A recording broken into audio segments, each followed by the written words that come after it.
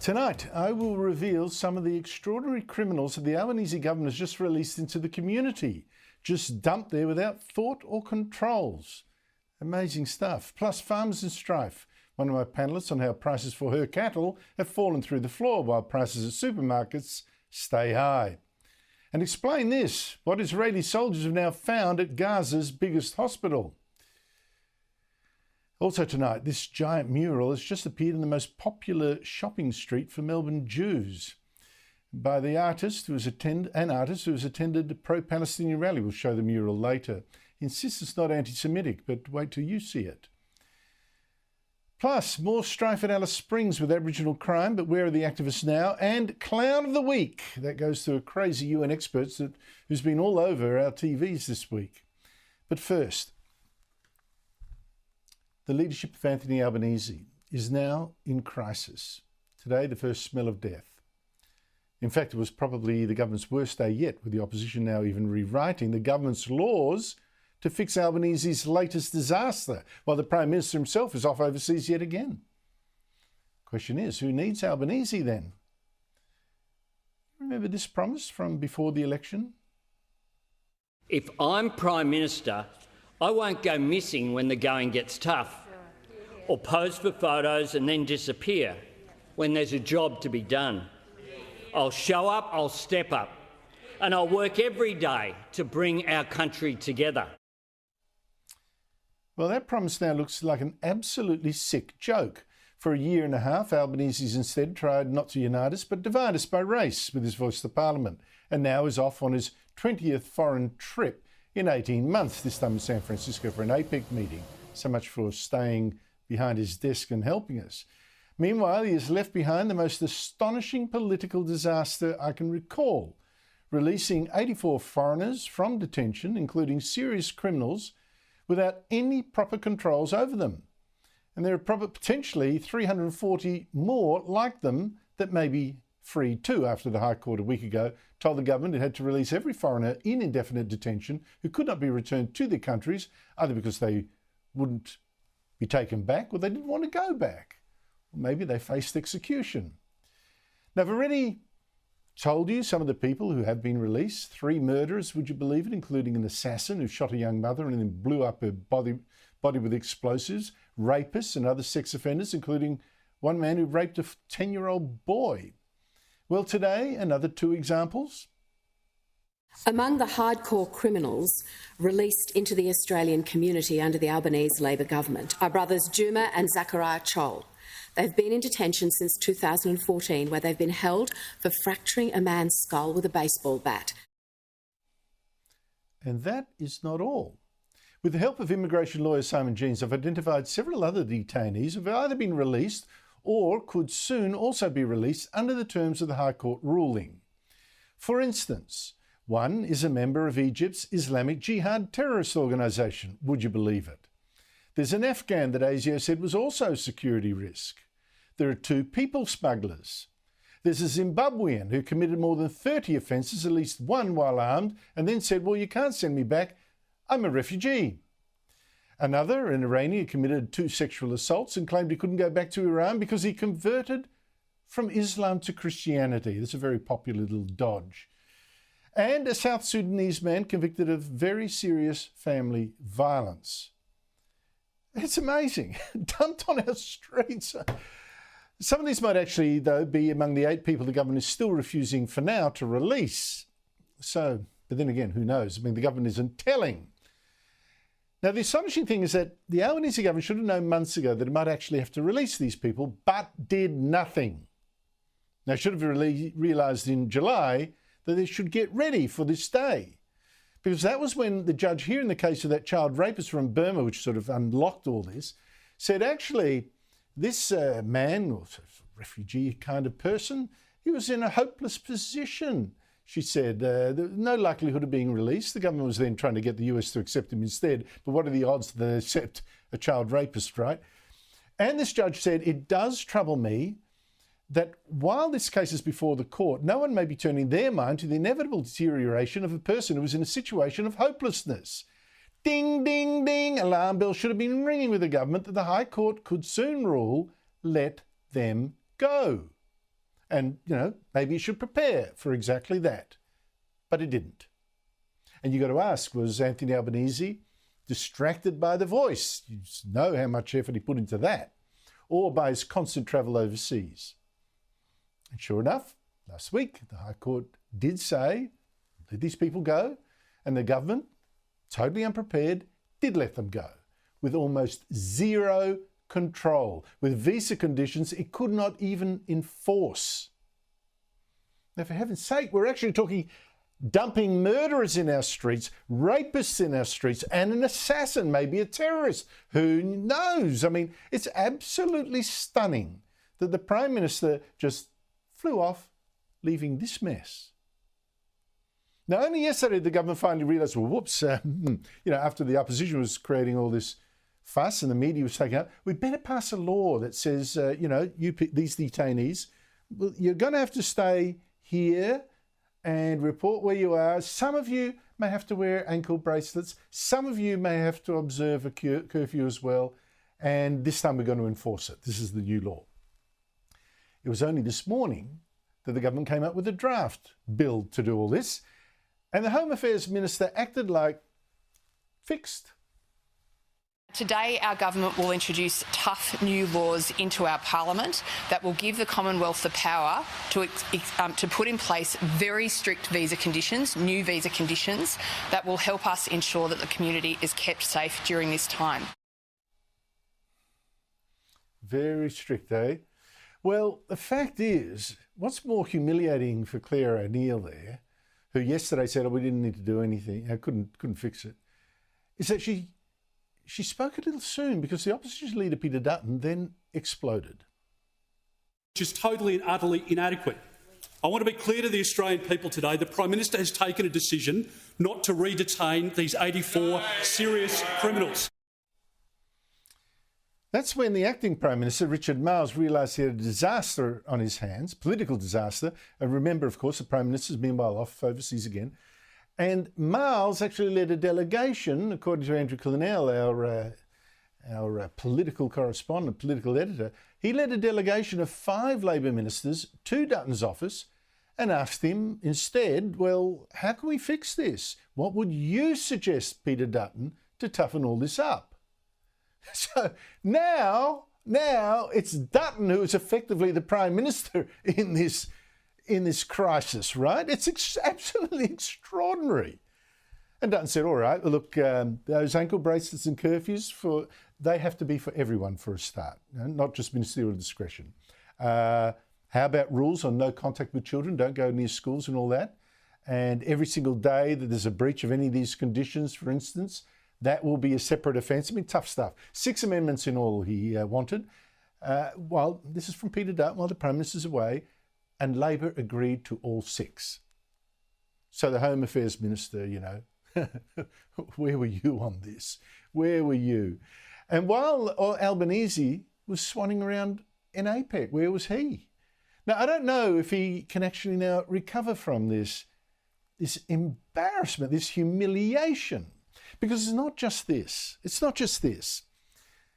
Albanese's agenda now, such as it was, I mean, he won the election with almost none, but his agenda now is in tatters, okay? The Voice, defeated. He's got Jews now living in fear because he won't take a strong stance, and it's always, but Muslims too, kind of thing. The clean energy revolution he wants, that's another disaster, as you know. His promise to cut power bills, total joke. The cost of living crisis is not getting any better. And it's got, of course, a runaway immigration policy, totally out of, 540,000 people in 1 year. That's causing a crippling housing shortage. Where is he? The thing is, Anthony Albanese's focus seems gone. His authority also seems gone, it seems snapped really from the Voice defeat. And the man himself is literally gone. So today, you mark it. This was a day that changes everything. Albanese is now the lame duck.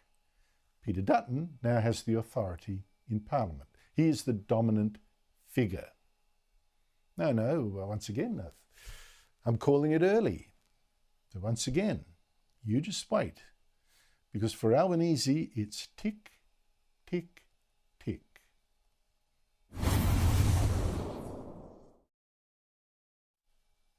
joining me is James Patterson, the opposition's Home Affairs spokesman. James Patterson, thanks for your time. Where is this amended bill to control these free detainees up to in Parliament right now? Well, Andrew, I just left the Senate where we are now in the committee stage of the bill, considering those 6 amendments that the government has agreed, that the opposition has proposed, which really significantly strengthen the bill. And can I tell you, Andrew, I was in both of those meetings today. I was in the one this morning where the government came to us and they told us this is the strongest possible bill that we could have, and it's take it or leave it. And I was in the meeting in the afternoon where they said, actually, we're very happy to consider your amendments, which they have now agreed to. And in the process, we have a much stronger bill than the government initially proposed, and which they said could not be any possibly stronger. I mean, as you outlined in your editorial, Andrew, some of the things that were omitted from their bill was a restriction on these people going near schools and childcare centres, including if they were child sex offenders. Omitted from their bill was that if they were an offender against a person, for example, a rapist, that they could be restricted going near that person. Omitted from their bill was any mandatory minimum sentences, because while they talked about a 5-year sentence, we all know that most judges wouldn't dare apply anything close to 5 years, and therefore a mandatory minimum is necessary. So we do have a much better bill, but only because Peter Dutton stared down the government, refused their take it or leave it offer, and proposed constructively some very important amendments to make this bill much tougher. I mean, the way you just put it out there, I mean, I shouldn't be laughing because it is absolutely staggering that the government thought it could dump murderers and rapists and pedophiles and maybe even a terrorist, we don't know, dump them in the street and think, no biggie, no. I mean, how on earth did they make such a mistake? I mean, I know that's a free kick for you, but seriously, I'm staggered. Well, Andrew, I think 2 major errors have happened here. Firstly was the error of not being ready for the High Court's ruling. The Justice Gleeson warned in a preliminary hearing in June, basically put up in red lights, we don't like this bill, we don't like this law, and we're probably going to overturn it. But despite that warning, when the High Court finally handed down its decision on Wednesday of last week, there was not a draft bill ready to go. In fact, the Senate was sitting at that time and they could have brought a bill into the Senate on Thursday and legislated it. They could have passed it in the House on Monday. And frankly, I think a lot of this concern would have been avoided if they'd done that. But they weren't ready for it. That was the first mistake. The second mistake, frankly, is not having the courage to push back on the legal advice and the department and make sure that this was as tough as it was. I think the government probably asked the department, produce the strongest bill you can do, accept the department's drafting, and didn't test that that's proposition. Yes Minister stuff. Is this really That's exactly Yes Minister right? stuff, James. That is where you let the bureaucrats tell you what to do when you are the government, you know. But listen, the point is here, though, I mean, it was, I think, wrong, and the High Court certainly found so, to keep people indefinitely in detention, right? You had to have a solution at some stage. But what now? Do these people go through the rest of their life in Australia with ankle bracelets and curfews? That's a bit strange. I mean, there's got to be some sort of ultimate resolution, doesn't there? Andrew, that's a fair point. I agree that indefinite detention is not the solution that any government prefers or proposes. And in fact, these people were detained pending their removal in the hope that we would find a third country that would accept them, that they could be resettled in. But they were challenging cases. I absolutely acknowledge that. But it also wasn't acceptable for them just to be released into the Australian community with no restrictions at all, because let's remember, none of them had valid visas. They failed the character provisions of the Migration Act and therefore should not be in Australia. The only reason that they're in Australia is because the crimes they committed were so serious that no country wanted to take them, including in some cases their own countries. And so I don't blame any other countries not wanting to take them. Well, I've been calling for a week now. Andrew, for the government to consider something akin to the high-risk terrorist offenders framework, which has a range of tools available to the government to protect Australians from the highest risk cohort of these offenders. Now, that could include preventative and continuing detention orders if there's such an acceptable risk to the community, but it also includes extended supervision orders and control orders, which are less restrictive regimes, but give the community some comfort that these people are being monitored and are being controlled and pose less of a risk. Now, that's something that the government has not been willing to do so far. They say they're waiting now for the reasons for the High Court to be handed down, but we think they should look at it.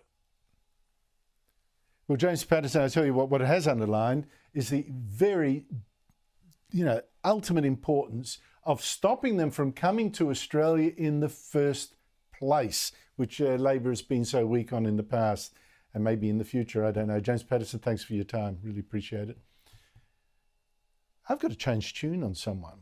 Marsha Langton. She's, for once, actually been the voice of reason in this dangerous race politics. Now, Professor Langton, as you probably remember, was a co-designer of Labor's Racist Voice, its Aboriginal-only advisory parliament. She was the one that was going around labelling opponents racist and all that, quite nasty stuff. But, to her credit, she is now the first Aboriginal leader I know to speak out against the Aboriginal radicals and Palestinians who are now claiming the Palestinians of Gaza are fighting the same kind of enemies as Aborigines here. Now, we haven't just seen the Aboriginal flag being flown at pro-Palestinian protests and signs like this, from Naarm, Melbourne, to Palestine Solidarity, and posters like this by the Aboriginal This Mob Arts Collective. Free Palestine from the colonising dumb white dogs. Abolish Israel. Aboriginal activists like Senator Lydia Thorpe and Amy Macquarie of the Queensland University of Technology have directly linked these two causes, with Macquarie tweeting "Blackfella Aboriginal Solidarity." The head of Get Up, who identifies as Aboriginal, did the same. For First Nations people, there is an incredible solidarity that exists here. And Palestinian extremists have also been trying to make this link to get more support. Nasser Mashni, who I exposed last night, went on Q&A on Monday with a lapel badge featuring the Palestinian and Aboriginal flags. I tell you what, this is just so dangerous. Do we seriously want to encourage in some way, accidentally or not, a Hamas-style war here as well? But after 5 weeks of this, Langton at least has spoken out. She said black sovereignty advocates, like Lydia Thorpe of course, claim that Indigenous Australians feel solidarity with the Palestinians. This, she says, is false. There is very little comparable in our respective situations other than our humanity. Secondly, they refuse to condemn Hamas. I'm aghast and embarrassed. I fear also that our multicultural society is being torn apart by people deluded about terrorism who have used their protests as a cover for anti-Semitism. Actually, I don't think her essay goes far enough to exactly say why that link is illegitimate. That would be interesting. She might back off her stupid race politics herself, which is stoking those comparisons, but still. Joining me is David Adler, President of the Australian Jewish Association. David, thanks for your time. This move to link the two causes strikes me as so dangerous to Australia. Credit to Langton for speaking out? Yeah, look, I agree with you. My assessment of her during the referendum discussions was that she was a radical extremist and unidimensional. And I should declare that I'm on the advisory board of Advance Australia, which with Tony Abbott and Maurice Newman and others, and was involved in overseeing the No campaign. And we thought one of the greatest assets for the No campaign was some of the Yes activists like Marsha Langton. But to her credit, she's proved that she is not unidimensional. And in the particular piece that you're referring to, her second sentence is 3 words: I condemn Hamas. No ifs, no buts.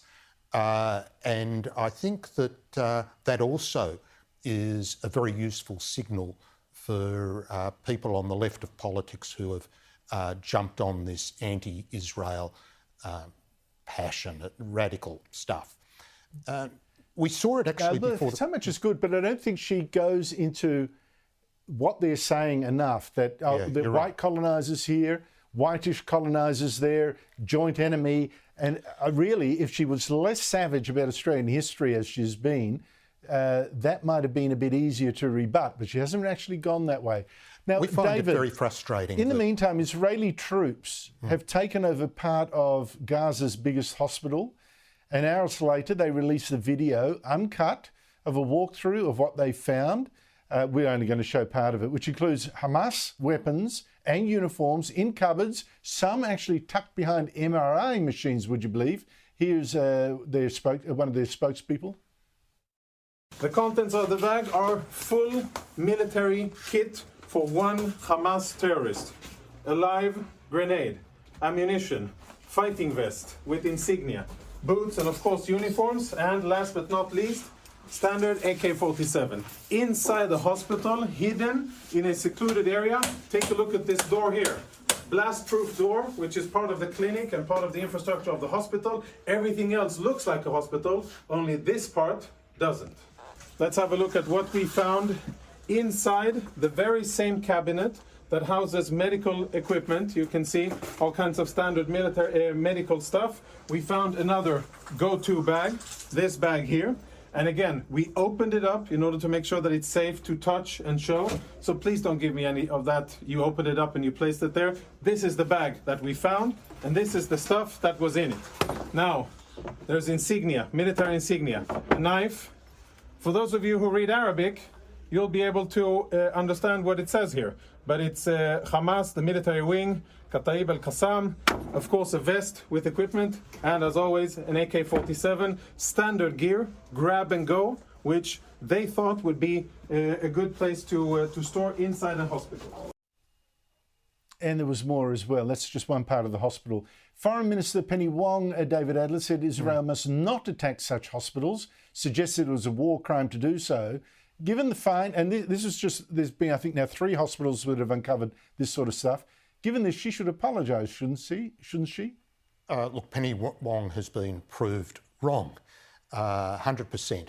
And the war crimes provisions make it quite clear that hospitals are protected unless they are used for military purposes.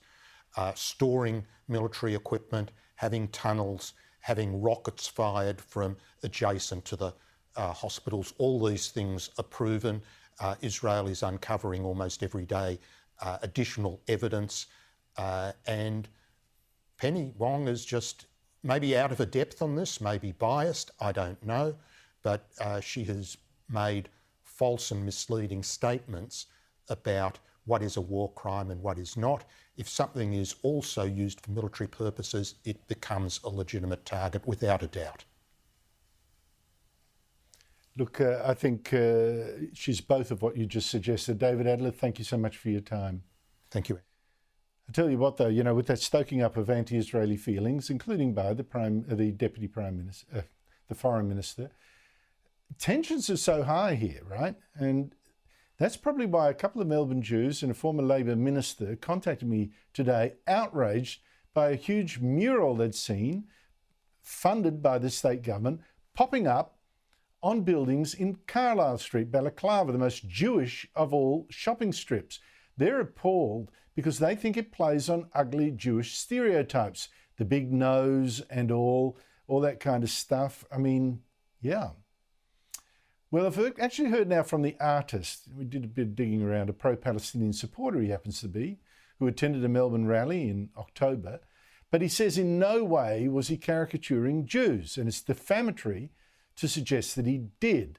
He said it's really about him and his late brother, and it's in the signature style of his work, and the local council said it actually consulted with Jewish groups about it, and most, interesting word, most, said it was not anti-Semitic. But the council says that was indeed before the war in Gaza, and there are heightened sensitivities now, and it realises a number of Jews are in fact offended. Well, you decide. The artist may not have meant it that way at all. But is it a work that should stay or go? I tell you what, the reaction today on Twitter is not kind, and I think a little bit of whitewash might now be in order. After the break, the voice is dead and the activists have gone home. But in Alice Springs, shocking new crimes show the problem has not gone away. Plus, the Prime Minister in San Francisco, where the Chinese dictator has the locals dancing to his tune, and the president begging him to stop China sending American junkies drugs. Yeah, we had a year and a half of politicians and activists talking non-stop. The voice, because that's easy. Fixing real problems, that's not. You know, they wanted an Aboriginal advisory parliament dividing us by race. That failed, so they just went home. But the problems remain. Now, I got an email this week from a woman in Alice Springs, who I won't name. She listed what she'd seen happen there in just 1 week. Her builder woke up with 12 Aboriginal people in his front yard. They threw rocks at him, smashed a window, smashed all his neighbours' windows, stole a car. Her beautician had her house broken into that night, money and alcohol stolen, and her car. A beauty salon also broken into 3 times. Wednesday last week, 4 boys with knives broke into the home of a single mother and a child. The Northern Territory Police Commissioner said, wow, look, it's going to rush more police into the area. You'll see support an additional 50 police over the top doing prevention and engagement activities across Alice Springs and in Central Australia, engaging with youth, engaging with campers, addressing social order issues, road safety initiatives. Joining me is Darren Clark, an Alice Springs businessman who you might recall his Action for Alice website last year made crime in Alice Springs a national issue, but that was last year. Thank you so much for joining me. The crime in Alice Springs, that huge wave of crime, predominantly Aboriginal youths, was a national scandal last year. Seems a national silence this year. Does that mean things have actually got any better? Not really, Andrew. After the Prime Minister came up, we still had crime, really bad crime up here for a few more months. Then we have the winter period here, gets quite cold, so it always eases off. But in the last 3 weeks to 6 weeks, it's really started to escalate again. And that includes home invasions with machetes, home invasions with daggers, youths are stealing cars and then driving them around the CBD, hanging out the windows. They're trying to ram police cars. They're throwing rocks at policemen. So it's really taking off again. But the really concerning part is the home invasions and elderly people and young females home alone that their home's getting invaded. And that's quite scary for everyone. Yes, I've just read out a couple of examples right there. But what political action have you seen in response? Because it is frightening to have people, sleeping in bed and suddenly, gang of youths in there with the knives and all that. I mean, this is quite shocking. So how are the politicians reacting? So when the Prime Minister arrived here, it was announced that we will get $250 million. So out of that $250 million at the moment, all that's come out of that, Jason Clare, the Education Minister, came up. He announced $40 million out of that $250, which is fantastic for education because these youths, education is the key. But also there was a $48.4 or $48.8 million, which was going to be instant funding for Alice Springs region to deal with the problems we have here. $2 million of that was for extra lighting and CCTV around town. So that's just about to be rolled out now. $14.4 million was for extra policing. Well, we're 200 police short in the Northern Territory, so we haven't got the extra police.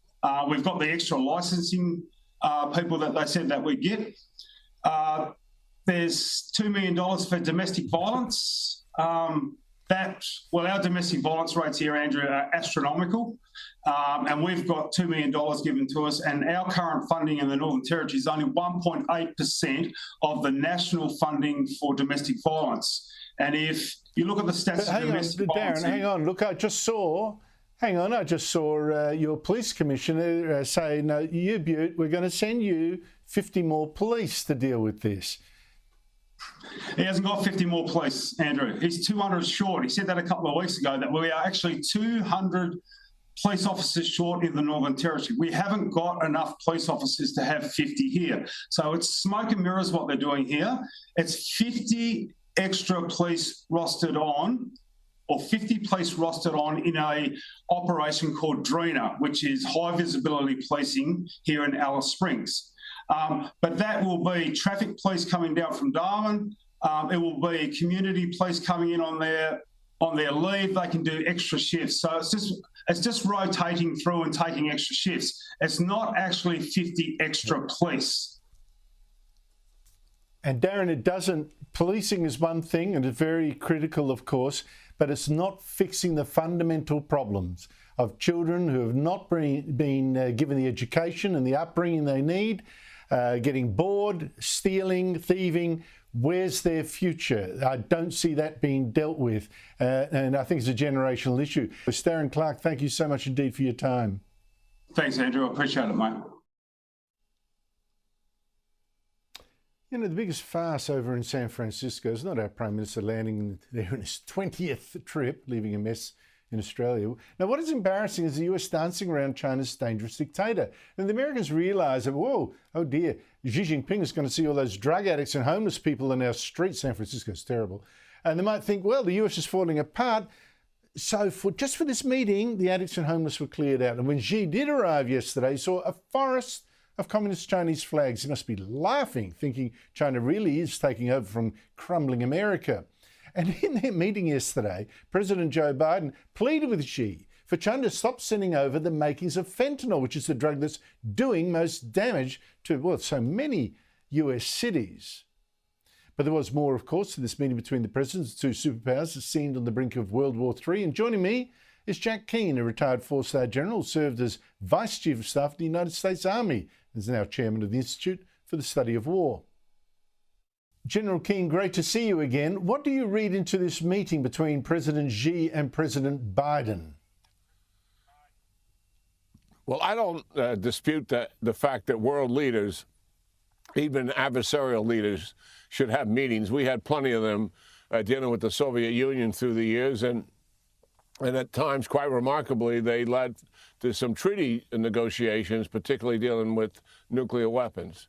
But my concern about this has always been the Biden administration's preoccupation with the value of the meetings. In other words, they are under the belief that by playing nice with China, they can actually change their behavior. And it's such a naive position to take.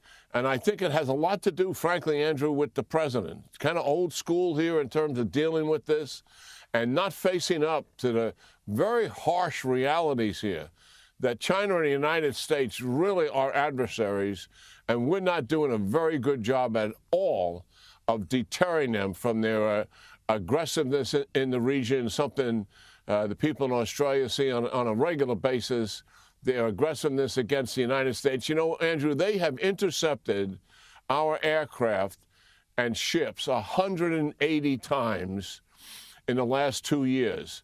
That is absolutely exceeds anything that took place in the last decade leading up to that. And that's not to speak of their aggressiveness towards Taiwan and our other allies in the region. And we haven't sanctioned anybody in dealing with that. We have no plan to deter them from that activity. So I'm very concerned that China reads the wrong signals here. And that simply is that the United States leadership is weak. You can take advantage of them. And I think it brings us closer to war when you have that kind of weakness and your adversary is of the belief that the United States leadership is weak and the U.S. is in decline. I think that's kind of where we are. Well, there's meanwhile another challenge, of course, to Western civilization in a sense, really. It's this war in Gaza. Israel trying to destroy the Hamas terrorists that rule there and slaughtered 1,200 Jews. How do you see that war going? Is Israel achieving what it set out to do, which is destroy the Hamas infrastructure? Yes, they are about that business. It is the right objective to have. They've never had that objective before. It's always been in the past to destroy some of their infrastructure, kill as many leaders as they could and fighters, and then get out as quickly as they could before there was widespread international condemnation of the civilian casualties that were taking place, largely because Hamas offers up those civilians to be casualties. But this time, the military aim is very different. It's going to take some time. And if they don't accomplish the mission, they know full well now that if they don't dismantle Hamas, if they don't take the network down and its effectiveness as a terrorist organization and a military organization, and certainly as a governing body as well, then they're going to come back. They'll reset and reattack. And they know that, and that's why this military aim is so different, and it has to be accomplished. And that's the reality of it. And they are about doing that. We're watching this at the think tank I chair, Institute for the Study of War, and they're being very deliberate about what they do. But yes, they're taking the tunnel complexes down. They've taken down hundreds of miles of those. And certainly the other objective they have in mind is to get all the hostages back at some point. Well, I don't hold out all that much hope of getting, all that many of them free, but we can only hope. General Jack Keane, thank you so much indeed for your time. Yeah, great talking to you, Andrew, as always. Thank you. After the break, the Labor states scream as the Albanese government tells them to pull their heads in. And the panel, is the Prime Minister cooked? State governments have been on a massive spending splurge on infrastructure like roads, rails, bridges, and they usually get the federal government to pay a fair whack of that. Well, Federal Transport Minister Catherine King looked at the rising costs, the soaring interest rates, the blowouts, and said, let's save $7 billion. There are 50 projects that have been cancelled. Now that $7 billion is going to be used to pay for the cost blowouts of the remaining projects, but the screams from the states today. The infrastructure cuts announced this morning by the Federal Infrastructure Minister are a body blow to Queensland. Every dollar that is currently allocated to those projects must stay in Victoria. State government's deeply disappointed. When the Minister said that the Commonwealth would back projects that are contracted, we expect her and her government to stick to its word. Joining me is Sky News presenter James McPherson and Liz Storer, both of the late debate here on Sky at 10 p.m. Liz, I tell you what, the squeals tell you the party is over. It is indeed, which is strange because it's rare to find a Labor Party that is happy to cut spending. So, if anything, the party's just getting started, Andrew. But obviously, we pay out on them for not cutting down on spending, which is what we want to see. We keep being lectured by them, spending drives inflation. Well, we want to get that down. And we were warned by the Monetary Fund as well as the RBA just earlier this month that it is this roads and rail boom that is driving those prices up, that is really playing a fair whack in terms of driving prices up, driving inflation in our nation. So I can understand why the states are very disappointed. I had to laugh at Treasurer Cameron Dick's tweet after this announcement today. He said the federal government needs to start treating us more like Qantas and less like Qatar. But the review that she's acting on as well recommended that 83 projects were to be axed. She's only axed 50, and I'd love to know what got those 33 off the chopping block and if there's some sort of pork barrelling going on, because why were they saved? Count on it, Liz. Count on it, Liz. I mean, James McPherson, seriously, all those projects, they always announce them and so little effort into thinking how they're going to be funded. Interest rates going up. I think the penny has dropped. It can't keep going. Yeah, well, it's a bit rich of the states to cry poor after their own chronic economic mismanagement. But of course, with the Labor government in Canberra, they thought other people's money was just going to keep on rolling in. And now they're disappointed to find, no, eventually socialists run out of other people's money. But if they're going to get upset with the federal government, instead of being upset that the government have cut infrastructure spending, they should be upset that the government has not cut immigration, because that's what's driving the need for this massive expansion of infrastructure. So if the states want to be upset, that's the thing they should be upset about. That is so correct. The feds let in more than 500,000 people in a year. We've got to then build the states have got to build the roads and all that. Well, of course, that's the problem. Tell them to cut immigration. But Liz, I said at the start, and my wife said, "Oh, you're a bit too early on this," that I have the feeling that Anthony Albanese's leadership now is in serious strife. I know he's still ahead in the polls, but what we saw today just sort of underlines it I think it's a bit cooked. How do you feel?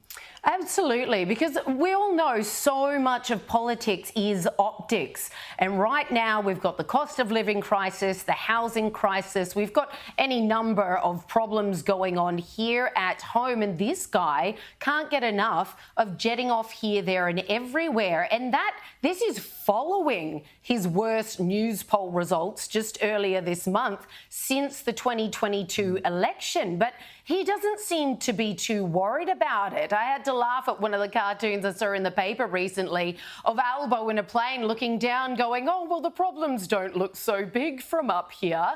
But that is how Australians are feeling. And the optics are absolutely dreadful. You've spent the first half, depending on when he calls the next election, first half of your prime ministership ragging on about your favourite pet project while we all perish just trying to put food on the table. And now that's over, you just seem to be on a perpetual trip round the world shaking hands with leaders from here, there and everywhere. Yeah, but James, he's still got a year and a half to go. I guess you can...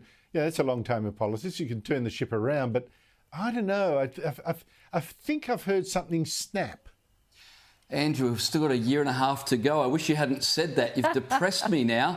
And think of how his own ministers are feeling. Anthony Albanese is starting to appear like the dog that chased the car only to catch the car and then realise he didn't quite know what to do with it. Why is Anthony Albanese in the lodge? Although he's rarely in the lodge, he's usually on an aeroplane, but you know what I mean. Why is he the Prime Minister? He's not seeming to really achieve much at all, aside from be out of the country. And Liz talked about what's happened today. Think about this High Court decision. The Home Affairs Minister said the government couldn't come up with any legislation to stop it. Then the Immigration Minister said we could have come up with legislation if only we had the reasons for the High Court decision. And now the Deputy Prime Minister today has said, no, we can come up with alternate legislation. So all of this bumbling is going on. And where's the Prime Minister? He's overseas somewhere. I can understand why there might be rumblings on the benches of the Labor government right now because Anthony Albanese is missing in action and it's affecting the country for sure, but it's also starting to affect his own team. And Liz has made Claire O'Neill look like a fool in Home Affairs and her deputy, the Immigration Minister, even bigger one. I mean, it's an authority thing too. When she had this shtick in Parliament of, oh, we're tougher than you, Peter Dutton, you were hopeless in immigration. That is now gone, okay? That's now gone. She's got to just zip it now after this humiliation. This is what happens when you put a woman in a man's job, Andrew. Seriously, Dutz was so strong on border protection. I can say it. I'll say it for all of us. He was so strong on border protection. He was so strong in her portfolio when he was in charge of immigration. And this is what Australians want to see. If you're going to have a hard-headed person in any portfolio, you want it to be that one. What the Labor government has done here in terms of these 83 criminals that have been released into society, 93 more still pending, among them pedophiles, rapists and murderers, is absolutely unconscionable. There is no excuse for it whatsoever. And all we've heard Claire do is try to make it a blame game, which is absolutely pathetic when you've got people sitting at home worried about who's now just roaming around potentially in their very own streets. Yes, they don't seem to get release these criminals around the lodge or anywhere like that. It's where working class voters are. Liz Thorough, James McPherson, thank you both for your time. Really appreciate it. After the break, how farmers are copping it. I mean, they're selling their herds for peanuts while supermarkets sell chops for big prices. How does that work out after this? Farmers have been seeing absolutely crazy prices for the cattle and sheep this year. At one point in Western Australia, sheep were selling briefly for $1 a head, less than the price of a chop. One farmer is feeling the pain is Evelyn Ray, Sky News presenter, regular commentator on this show. Evelyn, you're a cattle farmer in New South Wales. What has happened to prices for your animals? Yeah, look, Andrew, I'm so grateful that you were able to have me on to speak about this, because I'm hearing from so many of my friends, my neighbours and fellow farmers just how tough it is right now out here in the bush for us all, not just in New South Wales, but across the country. And like you mentioned, you go to the supermarket and you pay more for a chop than you do for a whole animal. So in November last year, livestock producers were fetching an average of over $8 per kilo for lambs. And now they're getting $4, if not less than $4 a kilo at the sale yards. Cattle, for me and other cattle farmers, is less than half of what we were getting only last year. It's about $1.55 to $2.20 per kilo. However, like you mentioned, you go to retail meat, and over the last 24 months, they've increased their prices by up to 50%. So we've got lamb, cattle and everything dropping by 70%, but in the supermarkets, as of only this week, you've got a rump steak for over $36 a kilo. In some places around the country, you've even got just beef mince at $19 per kilo. It was only last month I sold a yearling heifer cow for $254 at the sale yards. And what's happening now is being likened to the tragedies that happened in 1970, where a lot of farmers across the country had to actually kill their livestock because it was too expensive to send the cattle and the sheep to the markets because of the freight prices, and they couldn't afford to feed them. And that's unfortunately where it appears we're all headed now. But I don't quite get why this is happening, because we say, well, look, there's an El Nino coming, right, and there's going to be less rain, and food, fodder is going to go up, so quickly get rid of them. Everyone trying to get rid of them at once. But the El Nino doesn't seem to have been as severe as people thought. I mean, I don't know about where you are, but Southern Australia crops, for instance, recent rain, we're going to have average crops. So what's causing this? Look, that's the million-dollar question, and that's what I want to bring awareness to, because, like I mentioned, farmers are getting absolutely nothing. I know of someone in Yass only last week who sold a lamb for $60. And, I've got a friend who knows of somebody who is a sheep farmer who actually just had to give away his sheep. He couldn't afford the petrol, the freight, and he advertised for people to just come and pick up his livestock. That's how dim and dire it is at the moment. But like you said, there's all the excuses under the sun about oversupply, cost of living, and they might very well be genuine. But the question is, there's such a disparity between farmers and consumers. You've got to ask the question, where is this money going? And a lot of people have mentioned that, electricity bills have gone up. So food processors and sale yards have gone from $10,000 a quarter, for electricity bills to 30-something thousand. So they have to keep the prices up. But you've still got to ask the question, because of such a large gap in prices, where is the money going? Because consumers are suffering, families are suffering. We're one of the biggest meat-eating countries in the world, and we eat a lot of meat, and it's going somewhere. It's not in the farmers' pockets. It's not in the consumers' pockets. So that's the million-dollar question. Well, how sorry should we feel for farmers? Because there's good seasons, there are bad seasons. You've had a few years that have been quite good. Now is this something you just got to be able to ride through, or is there something that the governments or supermarkets should be doing? Look, I honestly think it's a good question, because at the moment, feed for cattle and for sheep is ridiculously expensive. If you want to get a freight worth of, let's say, 40 bales of silage or something, you're looking at about $15,000 to $20,000, and you've got to bring in about 40 of those for a middle-sized farm every few weeks.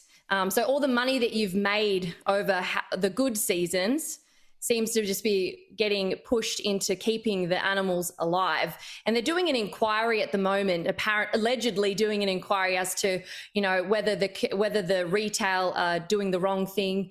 But we're not going to get any results of that till well into 2024. And by then, a lot of farmers might have sold all their stock, had to put the farm back in negative again with mortgages and all of this sort of thing. But it's not just about farmers. It's about people at home as well, the consumers, people like yourself and people sitting at home watching right now. It's not just us that affects. It affects people with families and people who just want to have a sausage and a barbecue the good old-fashioned Aussie way, especially coming into summer.